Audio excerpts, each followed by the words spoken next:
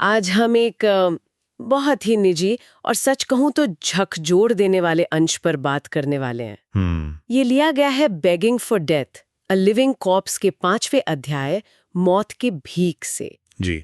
इसमें एक इंसान अपने ही परिवार से मौत मांग रहा है, मतलब जिनसे हम सहारा ढूंढते हैं उनसे। हाँ, ये बहुत चौंकाने वाली बात है। आज हम इसी गहरी पीड़ा, इस चरम हताशा को समझने की कोशिश करेंगे जो इन पंक्तियों में है। चलिए इसमें थोड़ा और गहराई से उतरते हैं। बिल्कुल। और देखिए, यहाँ बात सिर्फ दुख या डिप्रेशन की नहीं है। नहीं, ये एक चरम मनोवैज्ञानिक वेदना है जहाँ इंसान जिंदगी का अंत मांग रहा है, और वो भी परिवार से। हाँ, अपने परिवार से। आमतौर पर तो लोग जीवन मांगते हैं, खुशी मांगते हैं, समाधान मांगते हैं, बिल्कुल। पर यहाँ तो मौत की गुहार है।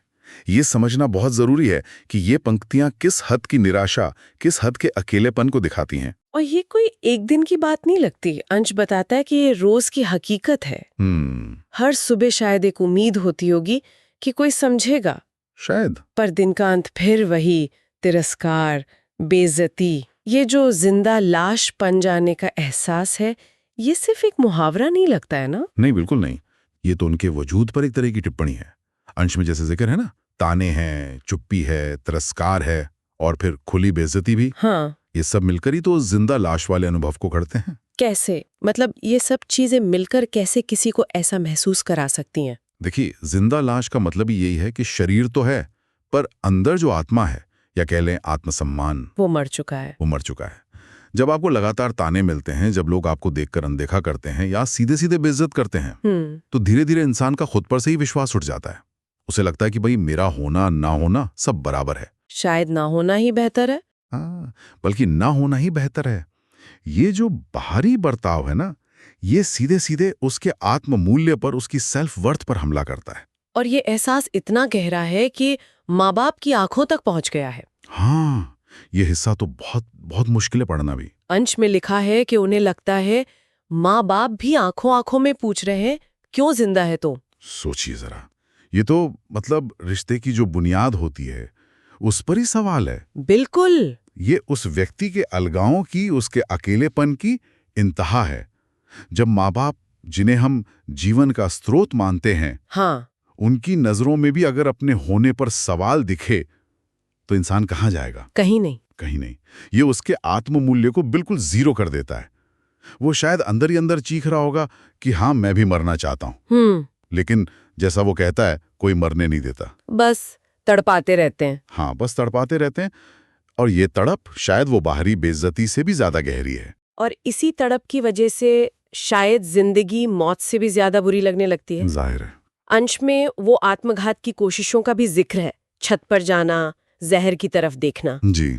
लेकिन हर बार कुछ रोक लेता है, कभी माँ के आंसू, कभी भाई की आवाज या पत्नी का वो खामोश सवाल।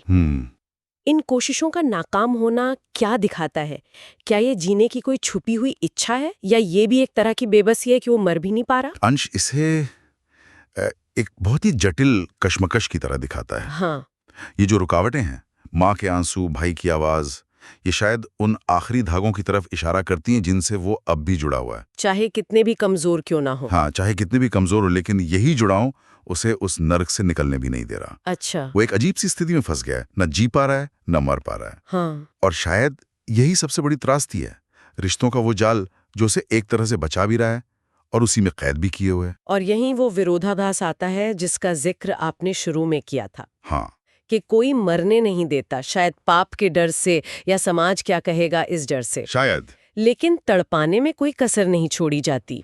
ये रवैया क्या कहता है परिवार के बारे में, जैसा इस अंश में दिखाया गया है? ये विरोधाभास उस स्थिति की जो क्रूर सच्चाई है ना, उसको उजागर करता है। ये दिखाता है कि कैसे कभी-कभी सामाजिक नियम या धार्मिक मान्यताएं, जैसे पाप का डर, हाँ, वो सच्ची मानवीय सहानुभूति पर हावी हो जाती हैं। जान न लेना शायद एक नियम हो, ठीक है, पर लेकिन किसी को तिल तिल कर मरने के लिए छोड़ देना, उसे रोज भावनात्मक रूप से कुचलना, ये शायद उस नियम की आड़ में की जा रही एक ज्यादा गहरी हिंसा है। सही कहा। ये पंक्तियां बताती हैं कि कैसे अपने ही घर में इंसान इतना इतना छोटा, इतना महत्वहीन महसूस कर सकता है कि जिंदगी एक बोझ बन जाए। तो अगर हम संक्षेप में देखें, ये पंक्तियां एक ऐसी जिंदगी की तस्वीर खींचती हैं जहां जीने की हर इच्छा को कुचल दिया गया है। बिल्कुल। और मौत अब तो अंत नहीं बल्कि एक राहत की तरह है, एक भीख की तरह मांगी जा रही है। हाँ, भीख की तरह। जिंदा लाश होने का दर्द, रोज का अपमान और यहाँ तक कि अपने माँ बाप की आंखों में अपनी मौत का सवाल देखना, ये सब उस व्यक्ति की चरम बेबसी और अकेलेपन को ही दिखाते हैं। और वो जो अंत में संवाद है, जब वो कहता है मैंने रोटी नहीं मांगी, प्यार नहीं मांगा, बस एक बार कहा मुझे मर जाने दो। हाँ। और जवाब मिलता है मरने से पहले ये बेइज्जती ले जा। उफ। ये संवाद उस क्रूरता और उस निराशा के शिखर को छू लेता है जिसके बीच वो जी रहा है। ये दिखाता है कि मानवीय रिश्ते किस हद तक बिगड़ सकते हैं। हाँ। कितने दर्दनाक हो सकते हैं। जहाँ दया की कोई गुंजाइश ही नहीं बची। कोई गुंजाइश नहीं। ये अंश वाकई सोचने पर मजबूर करता है कि जब जीने की जो सबसे बुनियादी इच्छा होती है, हमारी प्रवृत्ति होती है जिंदा रहने की, हाँ, सर्वाइवल इंस्टिंक्ट। हाँ, उस पर जब इतनी गहरी निराशा और बाहरी क्रूरता हावी हो जाए तो इंसान के अंदर क्या टूटता होगा।